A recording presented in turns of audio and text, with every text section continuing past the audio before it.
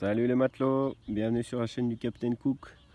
Aujourd'hui, petite vidéo sur les 5 bienfaits de, évidemment vous l'avez reconnu, c'est écrit dans le titre, de l'agastache. Donc c'est aussi appelé la menthe coréenne. Ça ressemble à ça, je vais un peu reculer pour que vous voyez bien.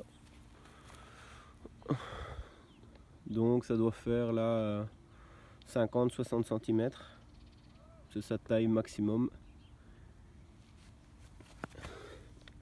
Ça fait des longues tiges comme ça. Donc tout de suite les 5 bienfaits de cette plante. Alors le premier bienfait, moi c'est pour ça que je l'ai planté en fait, c'est qu'elle a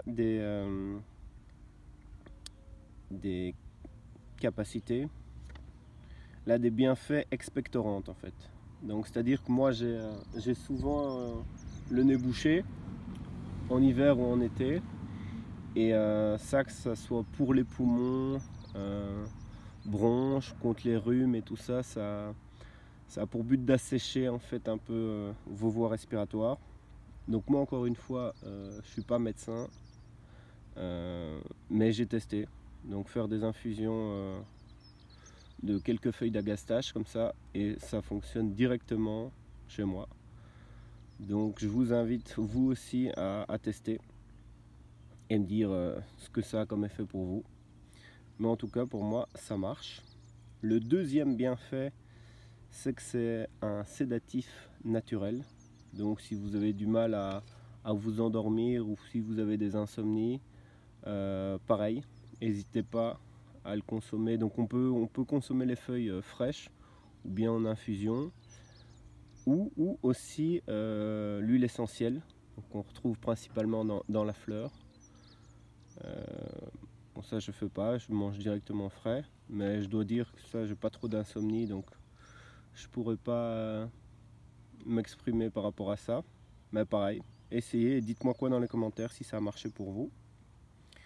Le troisième bienfait, c'est ses capacités antispasmodiques. Donc en gros, c'est tout ce qui est douleur intestinale dans le bas-ventre.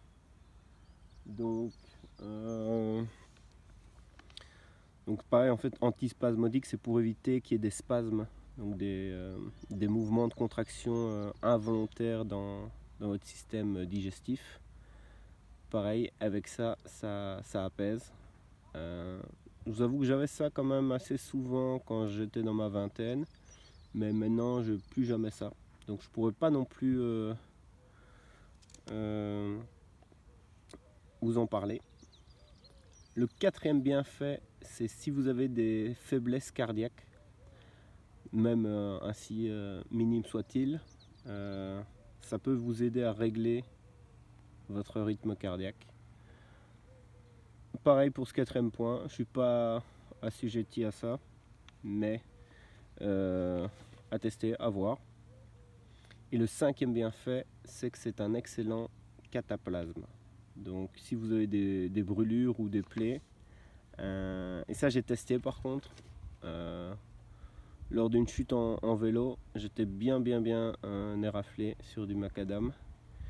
Et pareil, les feuilles, on les fait légèrement tremper dans l'eau pour un peu les ramollir, et vous mettez dessus, ça calme direct. Alors est-ce que c'est l'effet placebo ou est-ce qu'il y a vraiment quelque chose dessus? Encore une fois, je ne suis pas médecin, je ne pourrais pas vous assurer ça à 100%, mais toujours est-il que ça a marché pour moi.